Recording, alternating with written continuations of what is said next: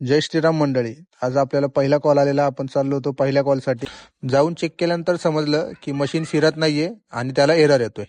पूर्णपणे machine check झाल्यानंतर समजलं की व्हायब्रेशनने त्याचा सेन्सरचा पाईप निघालेला. मग काय, आपण सेन्सरचा पाईप टाकला, स्टँड बसवला आणि मशीन आता व्यवस्थित चालू आहे.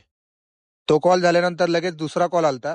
तो पण वॉशिंग मशीनचाच होता. तर चला पाहूया काय प्रॉब्लेम आहे. तर तिथं आल्यानंतर कस्टमर बोलले व्हायब्रेशन होतंय आणि पाणी कमी येतंय.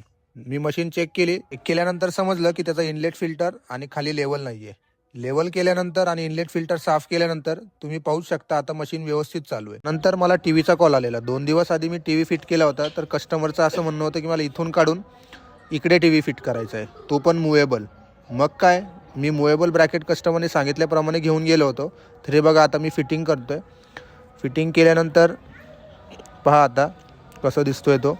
फिटिंग झाली प्रॉपरली. फिटिंग झाल्यानंतर मग काय, आपलं आवडतं गाणं लावलं. तुम्हाला तर माहिती आहे आपलं आवडतं गाणं. सगळी कामं करून मी चाललोय आता घरी. पुढच्या व्हिडिओसाठी नक्की फॉलो करा.